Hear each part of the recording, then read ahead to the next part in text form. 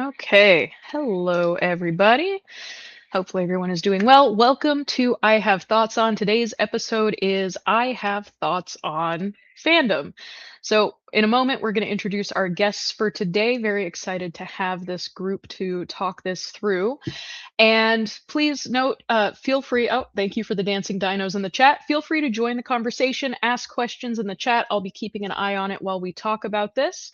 And I am going to go ahead and bring in our guests. All right. Hello, everybody. So I am your host, Christine Tomlinson. I am mostly here just to facilitate, and we'll go ahead and get some introductions from our guests for today. Maria, would you like to go first? Yeah, hi everyone. I'm Maria Anderson. I'm a researcher at UC Irvine, and I research how communities see themselves in technology and how can we design better designs of technology in general for everyone and do a lot of community-based design of everything tech, including games. So I'm really excited to be here. Awesome. Thank you, Maria. Tanya, we'll have you go next. Hi, thank you. My name is Tanya Cook, and I teach sociology primarily at a community college, soon to be at the Central New Mexico Community College. And I've been researching fandom and fan studies for the past 10 years. Some of my precious little fandom babies would be Xena Warrior Princess fandom, Supernatural, also Deadpool and Wolverine. Check out the shirt, and Marvel. So yeah, we'll go from there. Thanks. Awesome. You and I should talk supernatural at some point.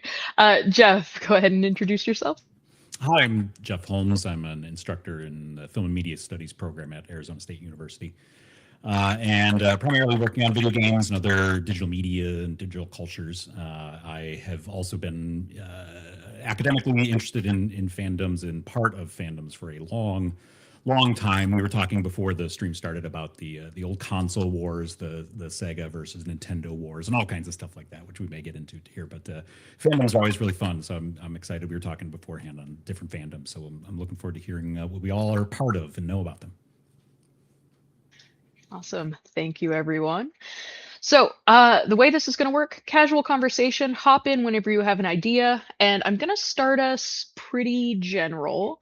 So, how do you define fandom? How do we recognize it? What is it? What does it do for us?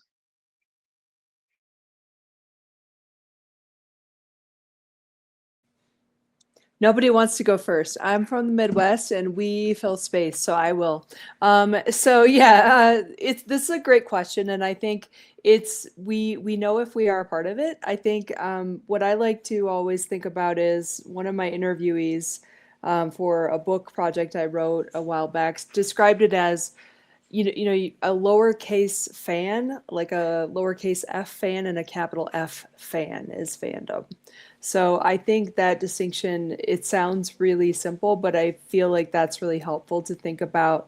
We all sort of enjoy something, but this goes beyond that. This goes beyond that in terms of expecting different kinds of behavior out of individuals. It gives individuals communities, which I know we're going to get into, so I won't say a lot about now. It helps shape identities, and it's an activity in a place where you can kind of find different pathways to different things in life. So more on that to come, but I would say it's a community that surrounds any kind of media product or pop culture product, but one that comes with real behavioral expectations. So you don't just like watch something like The Boys, which is what I'm currently watching. You also go and talk about it, or you make videos about it, or you make fan art or something like that. There's all these engagement expectations. I really wanted to add on to that because it is, I completely agree of community and identity and expectations of behavior, but we found also, Christine and I a long time ago, that it's also an expression of knowledge. And that is a key aspect of the fan discourse of like what separates a fan and who is integrated in this group, right? Who is allowed to be like a real fan. So there's a lot of inclusion exclusion criteria around how much you know and are you in and like if you know kind of situations. So I feel that that is kind of a key aspect on how we differentiate recognize the fandoms, and also it helps position themselves in the world and express the identity, right? And there was this example that we saw in forums where Overwatch, the fans would first state their rank and then give an opinion, because they had to be like, I'm knowledgeable in this. I have the authority to be part of this space in a way, and gives them credibility too. So I feel there's a little bit of that negotiation there. Those are I can't add a whole lot to those. Those are really great articulations. I think one of the things that is to me is also very interesting is how expansive fandom can be, both in terms of what you can be fan. You know, people are fans of Chevy cars or Honda or something. You know, I mean, it's not, we tend to focus on media products or celebrities or things, but you know, people are fans of, I don't know, the USB-C format or Linux or something. You know, I mean, like it can be all kinds of stuff, and it invokes those same kinds of passions and that gatekeeping and other things. So it can be very expansive, but it also the thing that's always interested me and is it's not always just about participation. Often, when certainly in academic ways, when we're researching, we look at forum postings or we interview people of doing things. But there's so much tacit fandom. I absorb a ton of material, but I never post on Reddit or something like that. So I can I can be part of it in a sense in the periphery. And so to me, one of the things that's always really interesting about fandom and fan studies and stuff is that silent group of lurkers.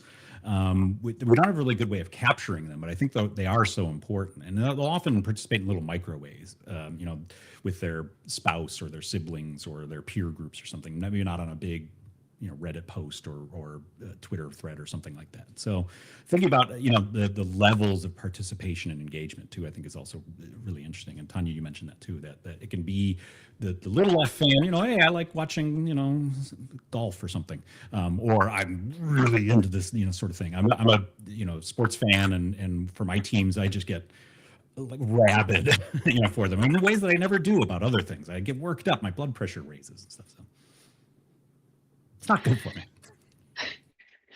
And some of those smaller things, Tanya, you and I are repping a little bit. You've got your shirt, I've got my D&D shirt here. Subtle fandom.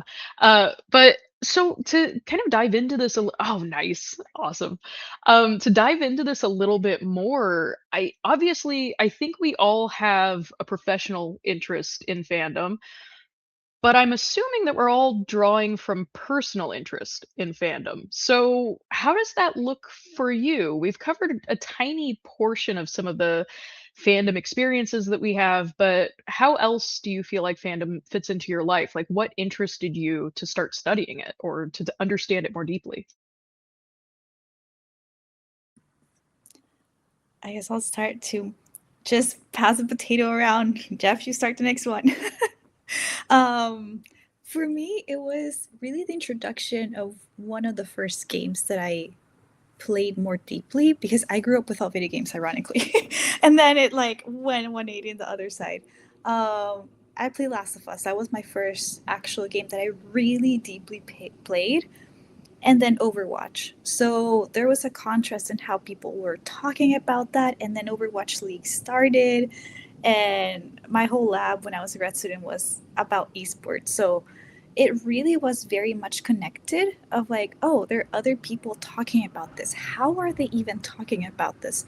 How are they seeing the world different than I am? Why are they talking about these things? So it was very much kind of that point of like, oh, I'm experiencing this. Am I noticing these other people, kind of this fandom surging in real time almost, right? And then the esports blew up, and it was very different and kind of resonating with Jeff, seeing kind of sports like fandoms versus more like, oh, Last of Us is so good fandom, just the different perspectives of different types of fandom and their different opinions. So that was kind of like the gateway from me into thinking about how communities think about themselves and how they want to actually differentiate from themselves from anyone else. And like Tanya said, the big F and the small F. So how can we prove ourselves that we're actually understanding the esports game and like the teams rankings and everything else versus just the casuals that watch it on a Sunday? So it became very interesting to see that from a more researchy perspective, and it was just a good coincidence. So I guess that was kind of my route into fandoms, but again, kind of following Jeff's argument of like it's not only games, it's not only media. When I expanded my research into communities, there was a fandom about everything and anything, from cars and specific groups of people who like specific cars to specific objects or brands, or it can be anything object really or a person. So it's become very interesting to see it in other types of environments. And even now that I work more closely in education, seeing it represented in ways that I'm not expecting. For example, making educational material around tech. Pikachu comes in. There's a fandom of Pokemon, very, very, very niche, is 3 to 5 year olds. So those types of things that we notice is it's just been there ever present for me. Yeah, I think like for me, I don't I don't know that I realized you could study fandom in an academic way until much more recently, meaning the last 15 to 10 to 15 years. So I've always been a nerd, always liked Star Wars. Jeff, you mentioned it was one of my first fandoms. I don't currently like say I'm in the fandom, but I'm definitely going to go see the Grogu and Mandalorian movie and know what's happening, and all of that. So I think it's always sort of been a part of my life. I've always loved books and media and movies.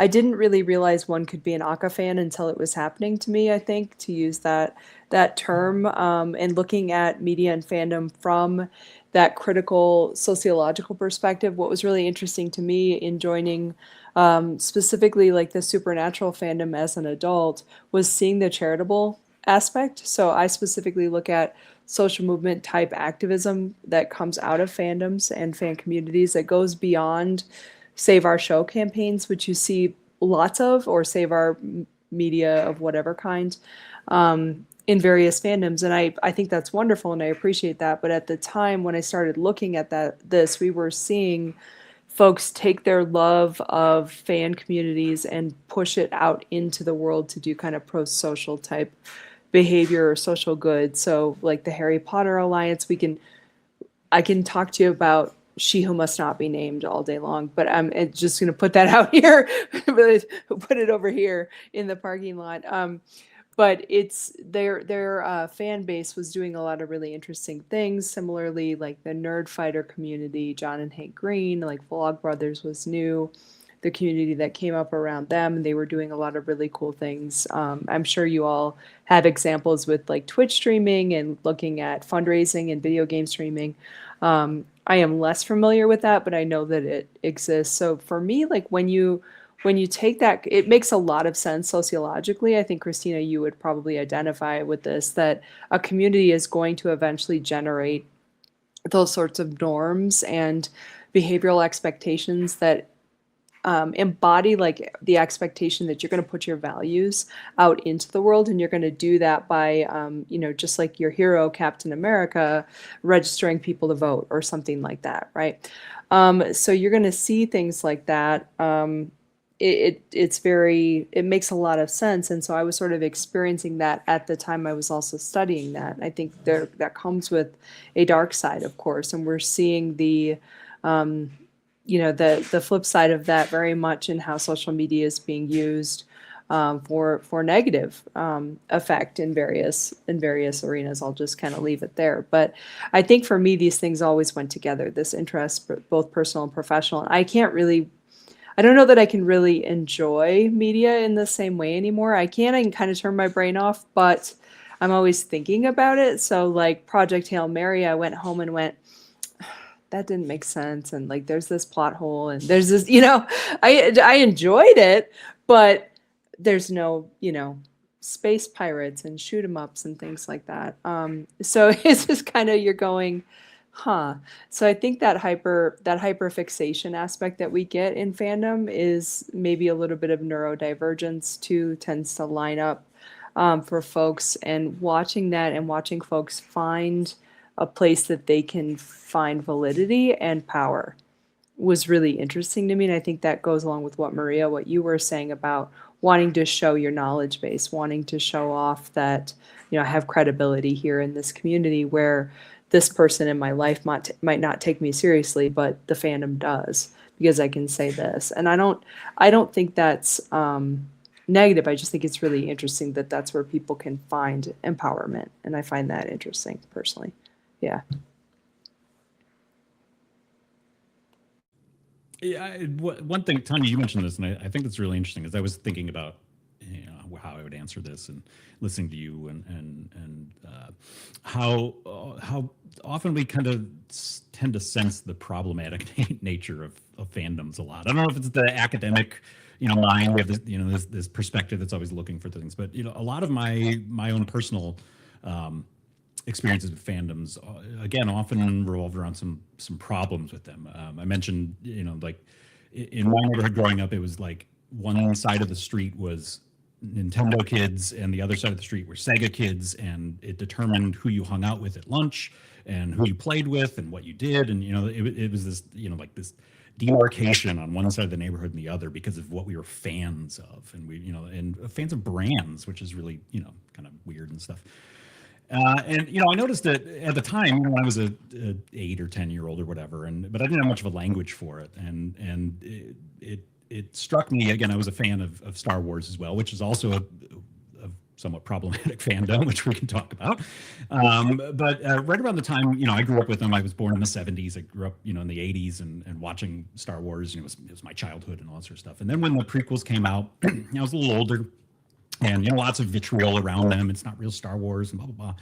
And I had a nephew who was 6 or 7 at the time it came out, and he was just his mind was blown, and he was into it, and said, "Oh well, that's his Star Wars." And it was right at the time that I was starting my own sort of academic career and or pathway and stuff, and I started to think about. And this has driven a lot of my own subsequent stuff. We may come back to this, but this idea of headcanon, that you can sort of choose what you accept as fandom, or as part of the media you consume or the things you like. For Star Wars, for example, I'm a big fan of the originals. The prequels, I always just imagine they were just in like an alternate universe somewhere with similarly named characters, and it became my own personal. And that's the thing about fandom, as I started to look at it and think about it, and then started to research it. About how much identity work is being done around those, but how that can attack your own sense of self. Not only that kind of community or like social gatekeeping stuff, but just like, hey, that's not what I thought. The first time I saw Anakin Skywalker as some little dweeby kid, I was like, that's not what was in my head, and it like was a personal attack on what I thought so much about and valued and cared about and stuff. And I was like, that's not my Anakin, and I got all wound up and things, and thinking about how that kind of identity work that goes on around this, the kind of performative stuff we do for the groups, the Marie, you mentioned the knowledge, like demonstrating, well, here's what level I am, here's the skills I have, but also, like for your own internal sense of self. And, I'm a fan of this thing, but man, those new Star Wars, they're not very good. And what does that mean for my own belief of and headcanon around Star Wars? And so a lot of the work that I've done in sort of the fandom spaces is around games and other things, but it's also been thinking about identity and identity formation, both the sort of external performative kind of stuff, but also those internal stories we tell about ourselves and what, Tanya, kind of your point, what we value and what we believe, as that being represented. And especially in these franchises, brings up these like ongoing things, TV shows or book series or anime or whatever, that they've got this history, and where you jump in and where you jump out and all those things are often very personal too. And I think it's a real challenge for makers, designers, creators, artists, to keep those interesting and cohesive enough for people to be like, that wasn't in season 1, and they get Game of Thrones fans or something, or The Boys. I know everyone's talking about this final season and stuff and how it's so we have some thoughts on those, right? So yeah, and I do want to note we have a A few chat things. So, a little joke about she who must not be named. Also, fandom is life, defining fandom as, and it really is this sort of all-encompassing thing. And I'm gonna throw out something that's going to be a big question. So feel free to take this apart as you will. But since we're veering into some of these conversations about identity and community and how fandom really, in a lot of ways, becomes a core of who we are, it's a huge part of our identity. But we can see things like Tanya, you were talking about pro-social behaviors, things where, like you mentioned, Supernatural, like creation stands, all of the things that they did to raise money. Misha Collins frequently mobilizes the fan community for Supernatural to do things for charity. But then on the flip side of that, we also see things like we're currently witnessing the fallout of uh, Good Omens, the the new season of that, and the current season of The Boys, and seeing some of these fan dynamics that start to move into senses of like betrayal, for example. And so I'm curious to hear your thoughts on what role community plays in fandom and this group identity dynamic and the elements of norms. And we do have a comment. Misha is an actual angel from a chatter. Um, but yeah, I'm curious to know what you think about those group identity norms and community dynamics involved with this. I think it's my turn to start right now. In some senses, that's a core human thing. Is kinship or identity groups or community based kind of stuff. I mean, humans have been doing that since we've been humans and even before. So I think it satisfies that on one aspect of it satisfies this very human need to feel a sense of belonging, of participating, of feeling valued, and having your values reflected back at you, and stuff. And we can talk about how technology enables that and stuff. But I think it just scratches this itch for us of the belongingness. But with that comes those other sides. Then that assumes there are outsiders who don't get it or they don't belong, or and so it raises all those issues of they're not really part of us, they're not one of us, they're not fans of it in this specific kind of way. So I mean, I think fandom is a human activity. I think it just satisfies that primal urge to belong and participate. And how we replicate that now, especially in an age where we can meet millions of other fans of the same thing, it spirals out. One of the things that has always resonated for me when thinking about this around community and fandoms. Some researchers have suggested not thinking about them necessarily as communities, because community comes with all that kind of social pressure, but as affinities for something. We have a liking for a thing, and sometimes that allows us to think about kind of that what I was suggesting earlier about that sort of peripheral participation. That you have I have an affinity for a lot of things. I don't necessarily consider myself a diehard fanatic of those things, because that often does invoke all those other weird social rituals and things that gatekeeping and outsiderness, but also the sense of, hey, someone gets it, and they value a thing I value, and I belong, and stuff. So I think that is what fandom is. Fandom is life, as the comment said. That it really does. It's something primal in us, and it comes with all the good and bad that it does. Again, I think as researchers, we tend to focus, or maybe this is my own problem, but I tend to focus on when things are problematic or difficult.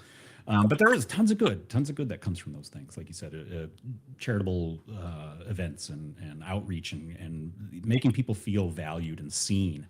The Glee fandom, for example, when so many fans in queer communities and stuff said, this is a show where I feel like I'm finally seen in the world and stuff. I mean, I think that does great good for us.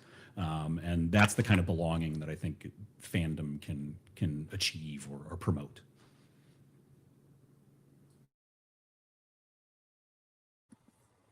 Yeah, I think you said it great. Fandom is belonging, and in part of belonging, I think there is the social pressure, and it can be affinity, but there is something more, because in order to belong, kind of going up what Tanya said at the beginning, there are behavioral expectations and there are social expectations. And we see this through moderators and like community same moderators and even Reddit or Discord fandom groups. So, and they are not like, they don't have any law or there's no consequence except that you get kicked out. And that socially matters so much that there are a lot of rules enforced, and it's very clear how fandoms are run kind of through their base and who is kind of calling the shots basically. And usually those come through knowledge or time or some kind of earned respect in the community. So there has to be some kind of like kind of organization or loosely based organization or hierarchy in the fandom basis, because there's someone again who moderates or some who organizes. So we start seeing this very fluid roles, and the final motivator for me is just again sharing with Jeff the belonging. You want to stay in the group and you want to belong there. You want to be accepted because it's a human need. So and you get to talk about the stuff that you're interested in. Everyone's the same. You don't have to explain why it's interesting. So it just like ticks off all of these positive dopamine bursting things that I do think kind of like the community or the group around the fandom does have kind of this role of like moderation too, and that's how we see some fandoms go all right and some go very good, like the supernatural ones, right? Oh, I have so many thoughts on this. Get ready. No, I will try to be succinct. And I'm not a fan of clocks. It's just up there because I'm in an Airbnb, and like Airbnbs are like obsessed with clocks, and like they want you to know what time it is all the time. Anyway, okay. So for me, I think the way I could have answered your question at the beginning is fandom is a social institution, and I think that's how we as sociologists and we as academic aka fans would understand it. And so as such, it's good and bad. I liken it a lot to, please bear with me because I want to be very clear here. I liken it a lot to religion. And by that, I do not mean people worship fandom and their fandom objects. I know that that exists in some places. That's not what I'm talking about, nor should they per se. I just think it's very similar because in the same way that you saw social movement activism and social justice activism come out of religious communities, because that's where people could resist, that's where they could find community, you saw that happen out of fandom and fan communities. And that's what I was noticing as being really interesting. Is there a downside to that? Of course. I think it becomes like any community, there's in and out grouping dynamics that are going to kind of show your flag to someone, so to speak. So there's a great work by a sociologist named Arya Dut about scandal, and he said, like, in this book, among many things, something about how at some point these scandals were sort of open secrets and you knew about them, but all of a sudden, once everyone knew about them and the secret was out there, you were expected to have an opinion. So something like She Who Must Not Be Named, if I tell you, if I say that I think she's good or something, which I'm not saying, that tells you something about me. And if I say the way that I'm sort of hinting that I think she's a turd, that says something else about me. Okay. So you can take from that what you will, and I'm happy to, like, I promise I'm a very reasonable opinion, except about Airbnb decor. But it just, yeah, so you you kind of are expected to, once that knowledge is out there, it's like you need to have an opinion on this, and whether you're in this camp or this camp, I'm going to judge you. And as a person who usually I feel one way or another about something, but I'm pretty good at seeing multiple viewpoints, it is really interesting when you find yourself, like you were saying, Jeff, kind of on the sidelines going, hi, I don't really have a horse in this race. So that enables me to see sort of the politics and the maneuvering that each side is doing. And I know enough about community to understand what's happening here. So I think those two things both sort of explain some of the positive and negative sides of what we've seen in fandom. So both that idea that a scandal means you're going to have to have an opinion, be expected to have an opinion. So the example I'm referencing here is Bill Cosby. Actually, people knew about this for many, many, many years. There's no way in Hades that that was news to folks in that way, but it was when that news was shared broadly, you needed to have an opinion. You, not only that, you were expected to and held to that by other folks. I think the same thing could be said for fandom. So when you get into that debate around like death of the author or separating the art from the artist, which is a completely other conversation, I think that's when it gets really, really interesting when you talk about folks who've had those issues. So I think just like religion can be overwhelming for individuals, but it can also be really positive and give them a place where they can both get identity pieces and participate in a community to do something different. I think you see a similar corollary, corresponding thing in fandom, so to speak. I think that's all my notes for now, but I could go on, but I won't. Yeah, absolutely. And there's really interesting work, you probably are familiar, but looking at Star Trek fandom as religion and how community and identity come into this. We do have a question in the chat. So, can fandom accidentally sabotage the thing they love? Like, how much of Game of Thrones hype got to them? Always wondered how much of their subverting expectations is trying to prove to fans they can't guess where it's going at the cost of everything.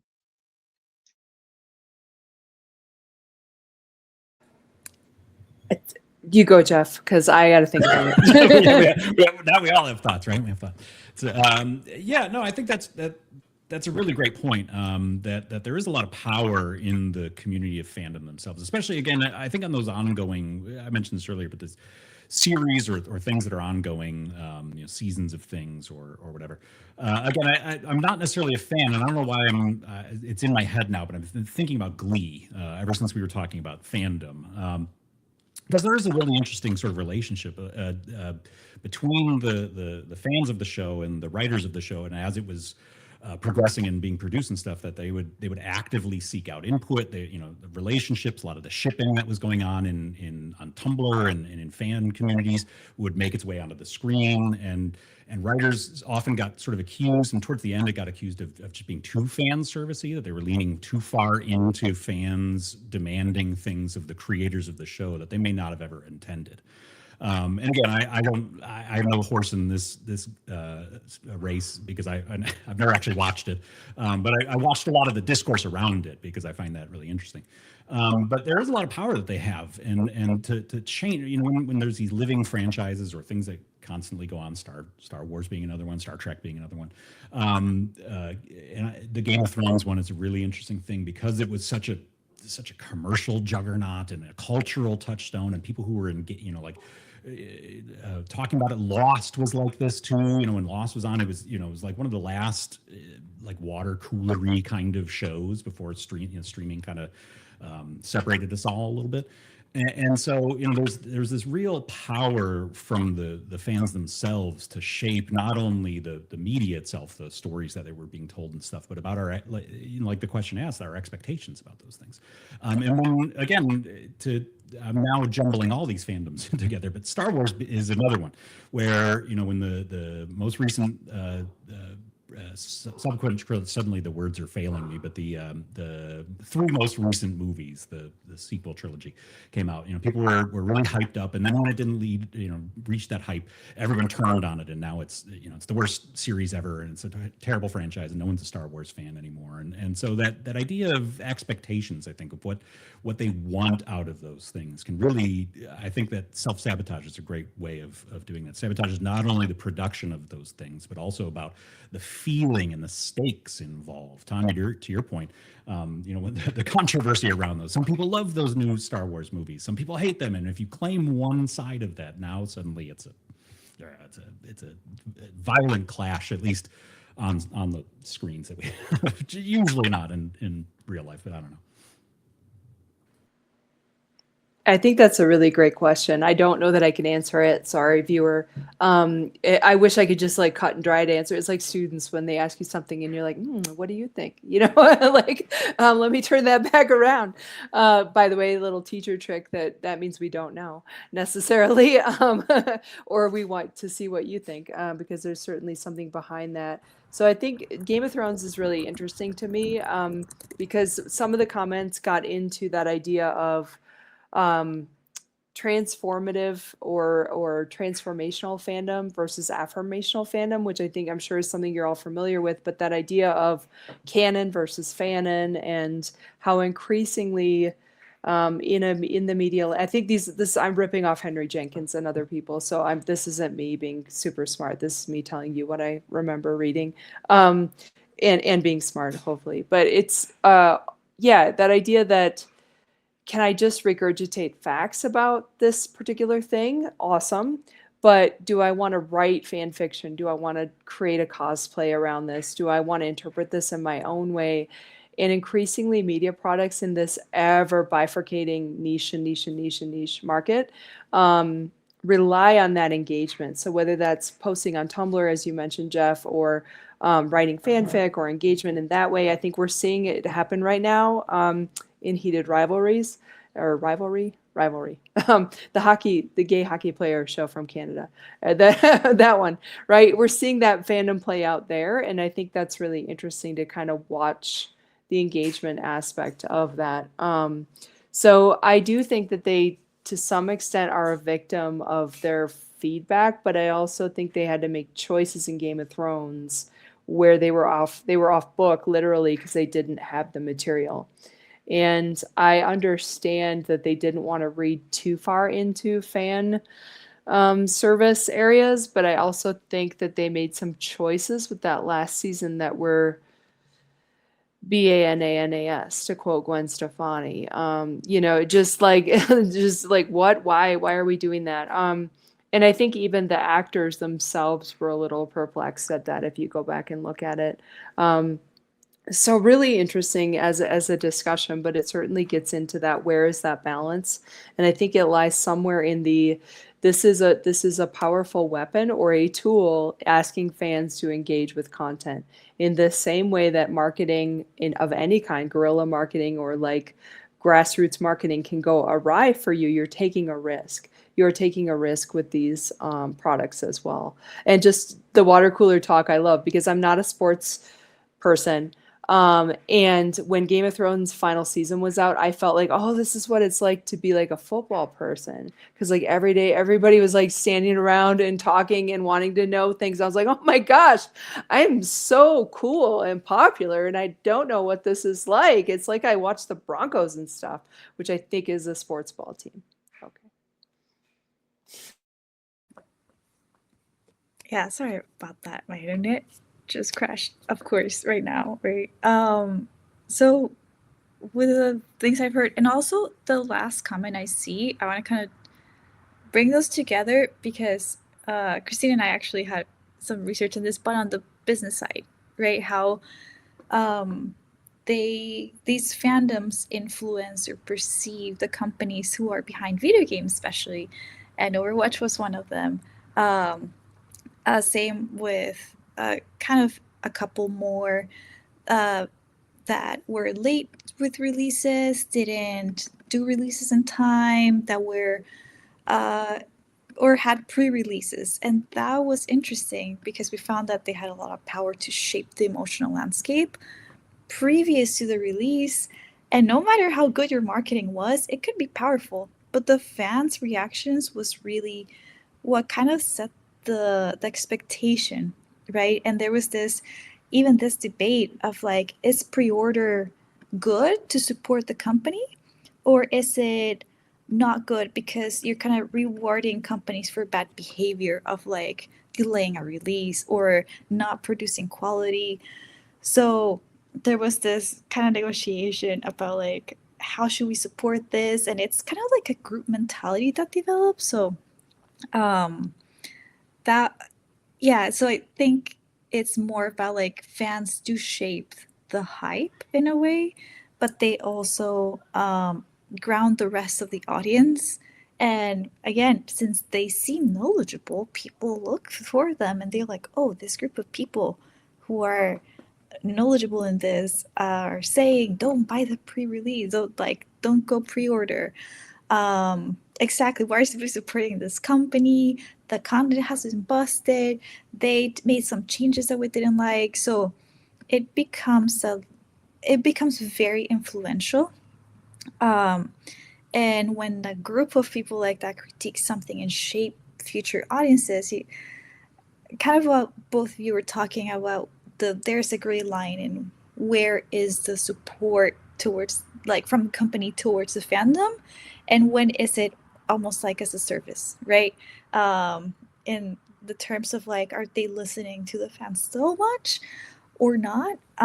Or are they, for example, Overwatch changing the meta, or not, or do people think it's fun? So yeah, we found that, like, fans don't just consume, they really set the emotions and expectations for a lot of things, and like especially video games, but I also in, I'm not sure sports, I'm not a sports person either, but in a lot of different things, and I guess even sports, if they come with the history of the game, and same with video games, right? The stats and sports, and set the predictions of, like, this team will lose, so why watch the game? So yeah, I think that's kind of my perspective on how they shape kind of the product, or whatever it is, the object, I don't know what we'll call it, object of the fandom.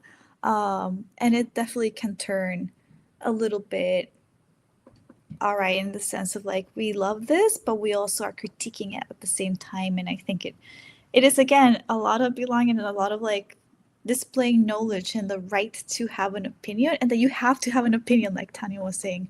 In a sense, it is expected of you. Yeah, and Maria, thank you for fielding those. Just to, like, bring everyone up to speed, we have a conversation happening in chat. So there are great examples of fandom affecting the product in online competitive games. Fans can shape a game's meta, and developers have to react. Overwatch had a disastrous goats meta, and then a sort of a quote of, why are we supporting this company? This new content is so busted. And another person saying, there's also a sense from some developers and writers that the fans don't know what they want, or that what they want would be bad for the product. And then also saying, WoW Classic is a great example of that, in my opinion. Blizzard for years has said that you don't actually want that. It was pretty successful when they actually caved and listened to the fans.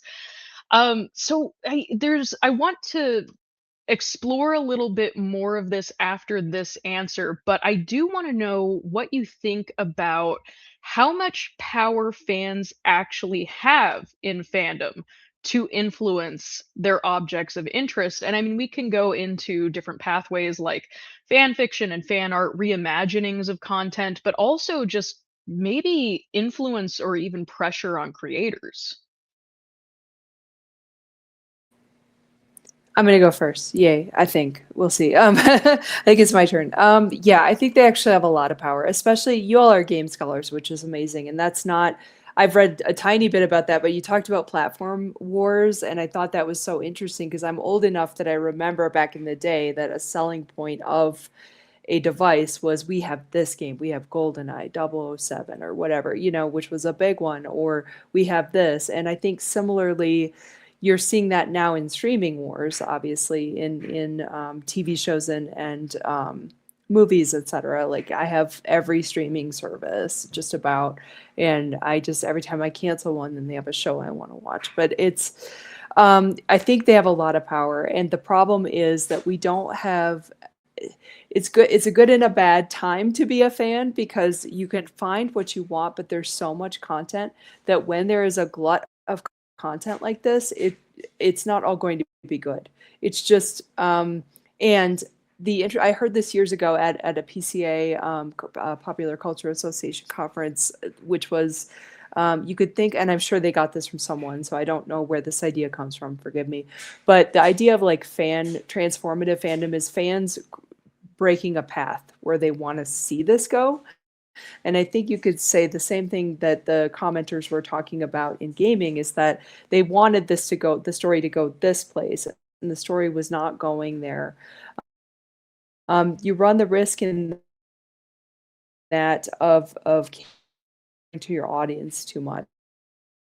I think, like, especially when you get more and more and more niche media representation, because if people don't show up to watch it or play it or talk about it, how are things going to spread beyond this just small committed group of people? And we're only seeing more and more of that. Like you mentioned, the last real huge fandom was something like Lost, or maybe even some of the Marvel films or something like that. But you can't even assume people have seen all the Marvel content, because there's just too damn much of it.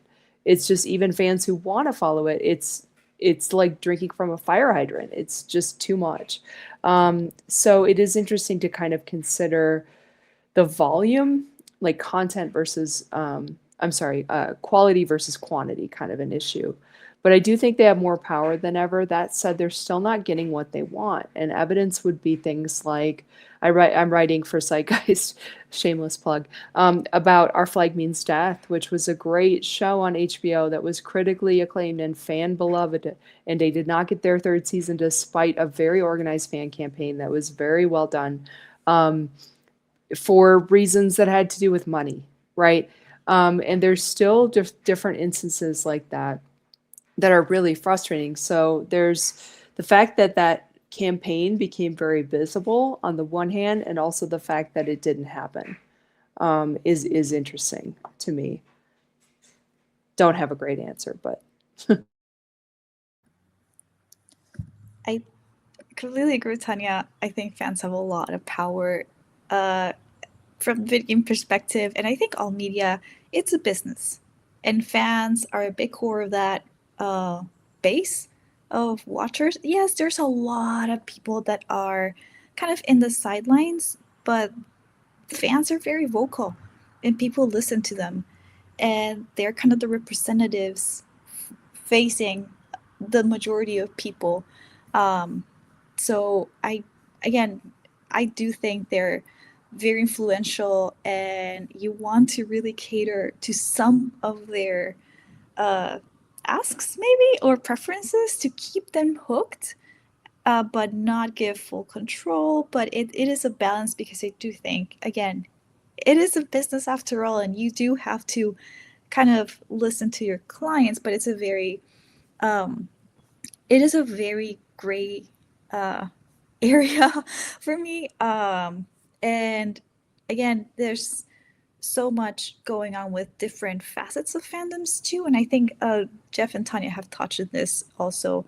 It's not just participating, it's different aspects of it, of like cosplaying, of different t-shirts and shirts, of different things. So like there is a lot of identity going on, that you still want to be part of the group. So you still want to be in it. You still want to listen in to what the group is saying in itself. And that kind of like influences your opinion sometimes. Hearing a lot of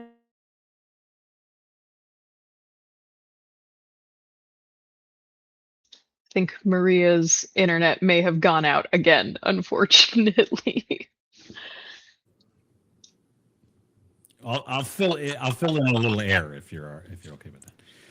One of the I'm glad we've all sort of brought it up. One thing I do want to point out, one of the really interesting things about fandom, and this is a sort of a roundabout way of answering, Christine, your question about the power we have, is so much of our fandom is based around sort of commercial objects, right? Things for sale. We've monetized everything and commoditized everything, and we have to buy the merchandise and the gear and the access passes and season tickets and all that kind of stuff.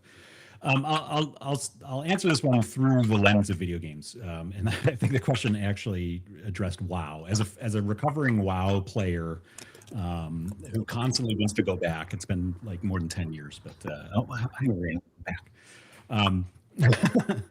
Sorry, I jumped in to answer this. With World of Warcraft, every patch for World of Warcraft, everyone hated. Everyone says the end of their class, and the hunters are dead and druids are dead, and every single patch. And I played for years and stuff.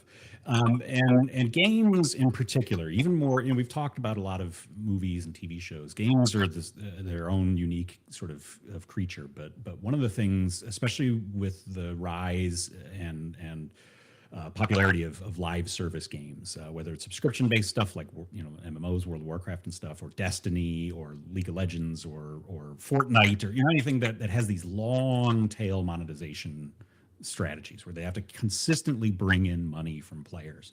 Always, leads to not only a lot of unpopular decisions, but they have to balance. And Ray, this was kind of to your point.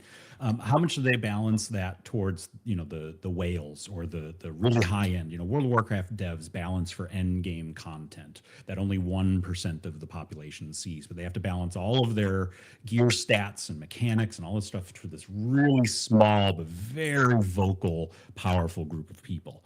That encompass just a sliver of the actual player base and stuff, but everything is based on that, or PvP, stats or other things, and then by design it starts excluding people, and so this is a really roundabout way of saying, and Destiny is a great example of this too. That ultimately the one powerful tool I guess we have other than complaining on the internet, is our wallets, I guess. Since these are commercial products, we just stop, we cancel our subscriptions, we go to some other service, or we stop buying cosmetics or whatever. That's a really powerful thing. I don't know if it always works out that way, because there are always whales to fill up those coffers and stuff like that. Someone's always going to buy that $5,000 mount in World of Warcraft. But one power we still have, Tanya, you mentioned this, is our attention, right? The time and energy and stuff that we spend on it, and so we can disengage. And if I think critical mass reaches that point. Again, I'm seeing this right now. I'm not much of a Destiny player, but I love reading about Destiny.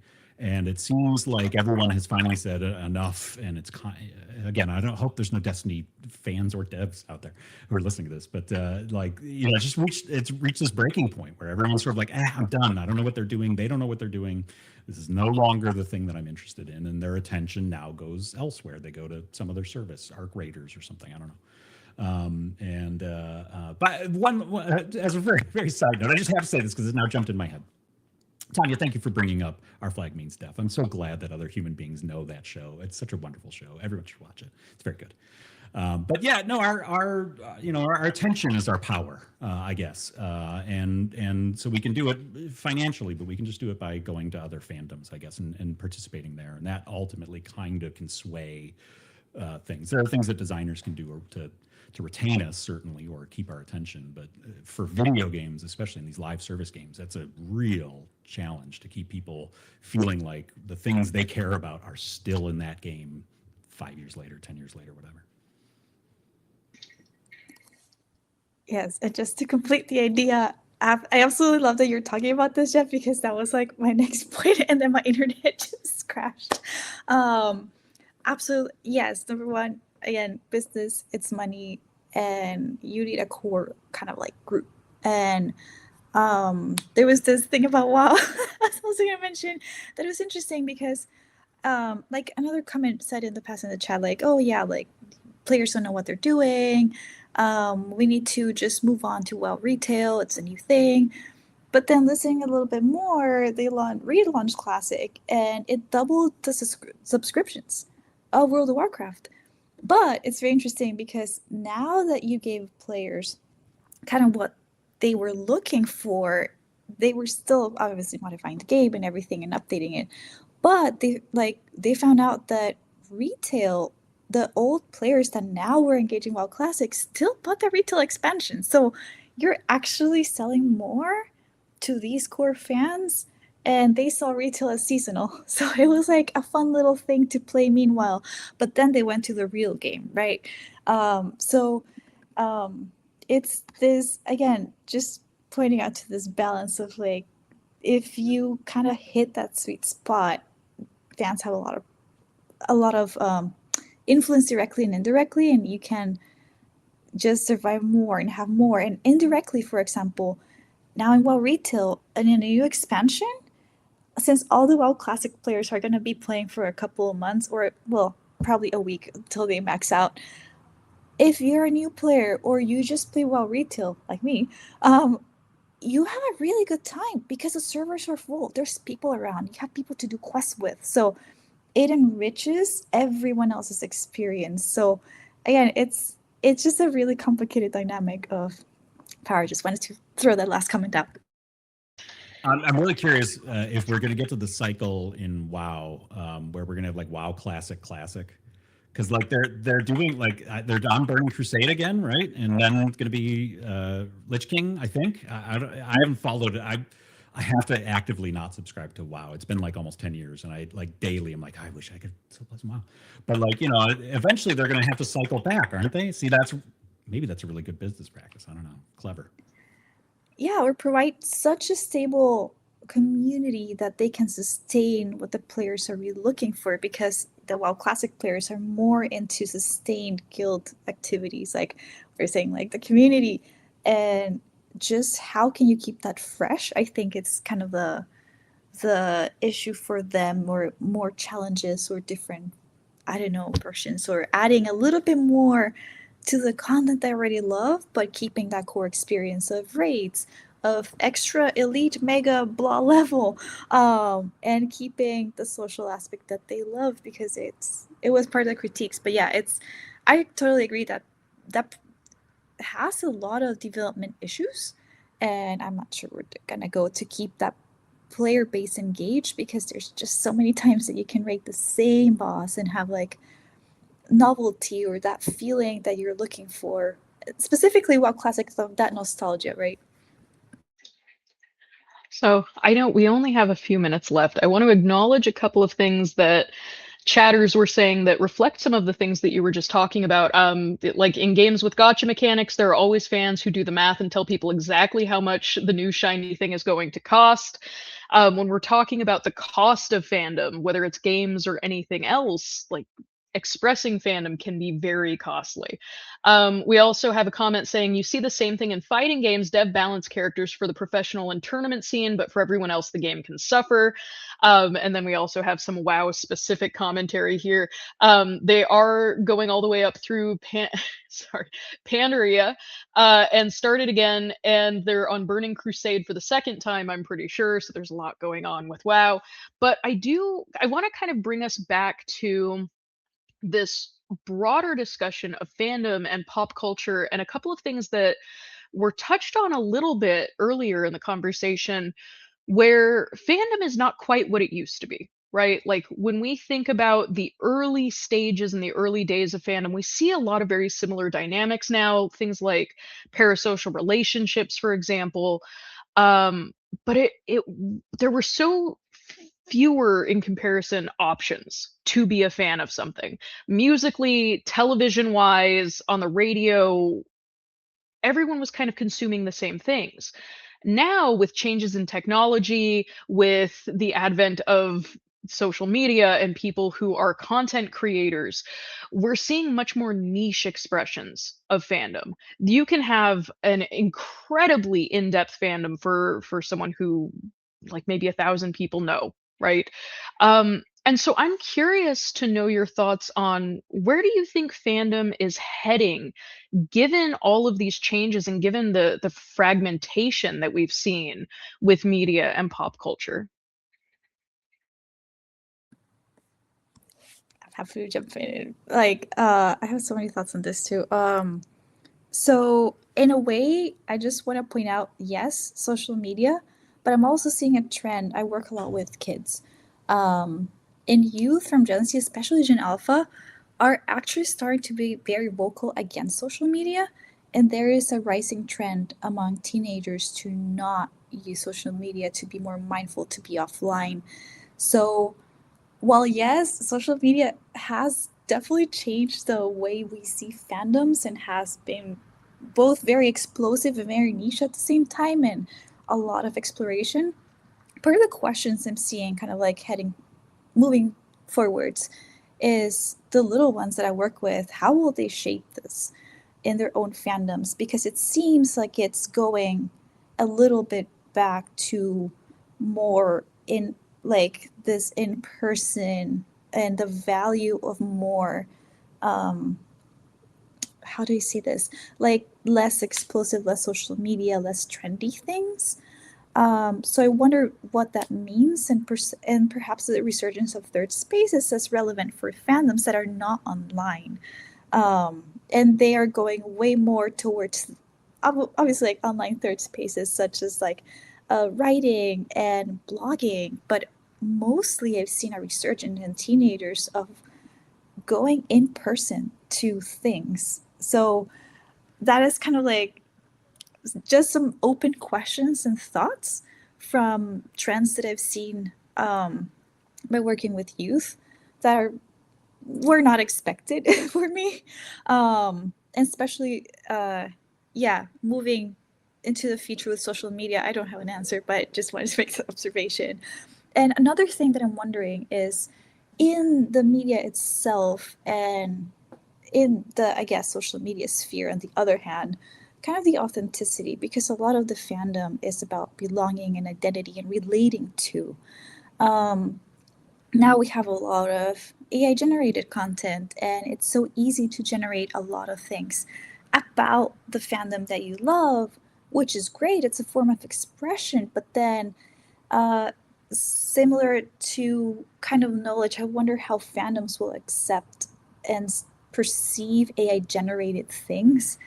Well, before we saw a lot of, again, fan art, cosplay, fandom writing, a lot of even crocheting. Like it was more like a very personal expression. So while AI enables a lot of that more, um, I wonder about the perception of what is authentic and who is the big F and the small f, kind of going there again, of the fandom, of like what is going to be a valued expression or an expression that people recognize.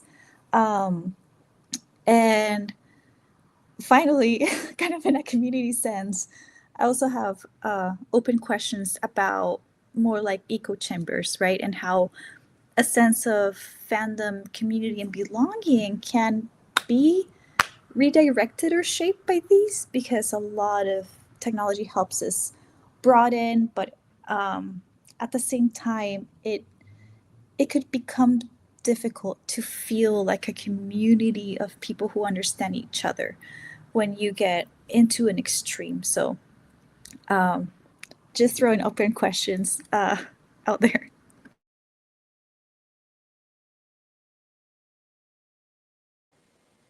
Yeah, I'll go ahead and jump in just for a minute. I don't have a great idea, but I agree with what I'm glad you brought up AI, because I think character AI is going to change fandom. Specifically, I expect that as you're talking about World of Warcraft and the recycling, that we are going to continue to see that. I mean, something like Sherlock Holmes has been around for 200 years. You're going to continue to see various iterations of Star Trek and Star Wars and various D&D, Lord of the Rings type things. I mean, I think we're already kind of seeing different generations of that. So I think good intellectual property, or intellectual property that people have connected with, is going to continue to exist. It's just going to have different iterations and different kind of niche engagement. I think you're going to see a lot more direct marketing to fans with streaming and with sponsorship on things like TikTok or Instagram or Twitch, etc. But I don't, so I agree with you that to some extent, when it feels very personal and individual, that might negate the opportunity for community building and collaboration. I mean, the problem with sort of the toxic side of fandom, if you will, is the same problem we have in our public sphere, and that is that we can't talk past disagreements. Or and this is not to take away the argument that this issue is a human rights issue. It's not a disagreement issue. I'm not touching that. I totally get that point. I'm not necessarily saying that. I'm just saying more. I don't think you change anyone's mind by coming in with this point of view, right?